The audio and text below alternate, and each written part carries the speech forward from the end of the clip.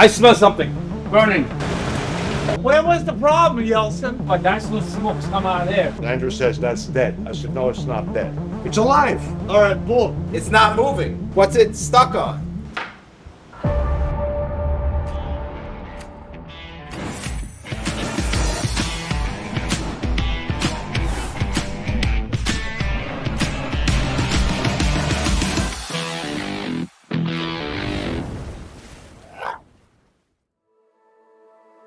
This hobby, it's a labor of love, and we all do it for different reasons.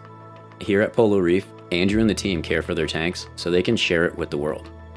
Nothing means more to Andrew than when visitors come and get inspired. In a couple days, he's expecting some guests, but before then, the team has some work to do, and like anything else in this hobby, things don't always go as expected. One of the projects today is to get the anemone tank back in shape. This tank has undergone a few changes to get it where it is today. Previously, Dunn and Max removed the sand from the tank since the anemones were not doing so well. Today, they're adding the sand back in because the anemones are responding well to what's going on in the tank. The main reason why we added sand is so that we could have these nice, gigantic, carpet anemones that like to live in lower lighting areas, which will be either underneath the rock or the side of the light, not directly underneath the light, and it's easier for them to bury their feet in instead of having to be attached to the bare bottom. This is just the beginning for the anemone tank, so stay tuned for further updates on this mesmerizing build. With things going easy upstairs, the team in the lab have discovered their first issue of the day while doing some routine maintenance. One of the larger skimmers has sprung a leak, and the team needs to act fast.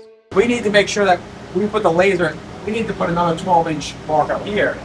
All you could do is get 24 here and do a chalk line, which will give you a crooked line off the angle of the skimmer, the 8. So the skimmer on the 2500, we had that leak a couple weeks ago.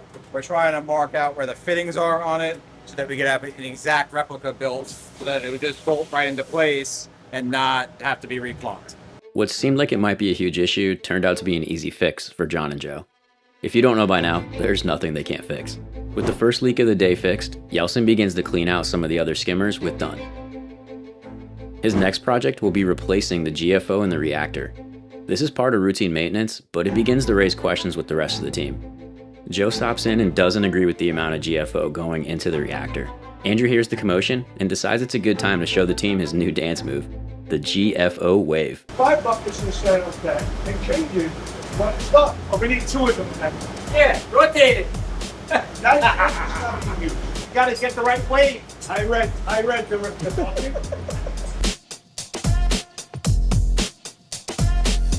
Get that on tape. We put the GFO in unrinsed, and then we use tank water to rinse it because the amount of GFO we use, if we pre-rinse it and it's wet, it turns to like a rock before we can fluidize it. So this way we just fluidize it, we flush it down the drain, and when it's clear, we put it connected back to the tank. With the crisis averted, GFO replaced, and the skimmers cleaned, the team heads upstairs only to discover the second leak of the day. This one's coming from a pipe on the 2500. Joe and Yeltsin get up there quick to take a look. It's dripping directly underneath on the pipe. If we get a towel and we shove it in this crack here, and it stops, then we know it's coming from here. You only like that? Yeah. Joe heads into the crawl space to investigate further. Looks like it's coming from above. Oh boy. After his investigation, the leak seems to be isolated to the pipe upstairs, which is good news, and it means another quick fix. In case you missed it, the team was working on installing the newest addition to the Polo Lab, the 6 60-gallon experimental cube tanks. With the tanks all in place, today John and Joe will work on wiring the tanks. Like anything else in this hobby, it's usually not as simple as it sounds, especially not at Polo Reef. Joe heads below the floor to help route some cables, but they quickly run into an issue. All right, pull on one. Not the other. It's not moving. What's it stuck on? I think we have to do it one by one. Sorry, Joe, it's just one of those days. He pops out to help John take a look at what the issue might be.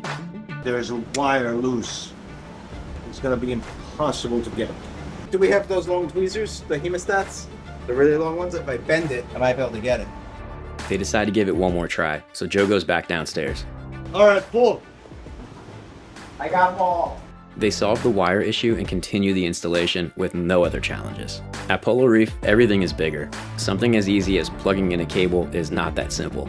But at the end of the day, it's always worth it. Andrew and the team cannot wait to share with you what he has in store for these experimental cubes. Leave a comment down below of what type of experiments you'd like to see in the Polo Lab.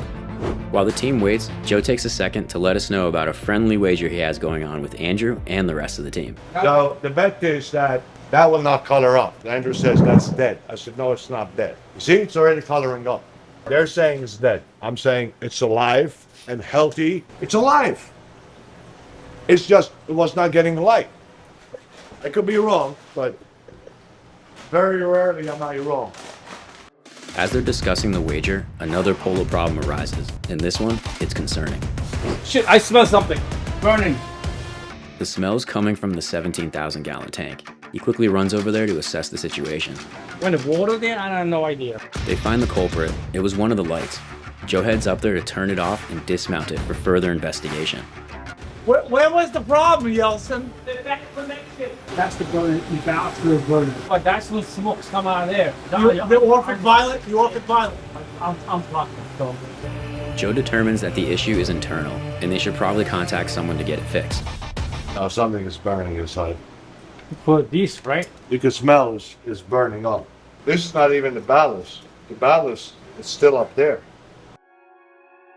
All of the beauty at Polo Reef wouldn't be possible without the work that happens behind the scenes.